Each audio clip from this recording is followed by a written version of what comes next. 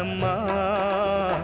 எந்தன் வாழ்க்கையின் அர்த்தம் சொல்ல பூக்களின் வண்ணம் கொண்டு பிறந்த மகளே என் மகளே.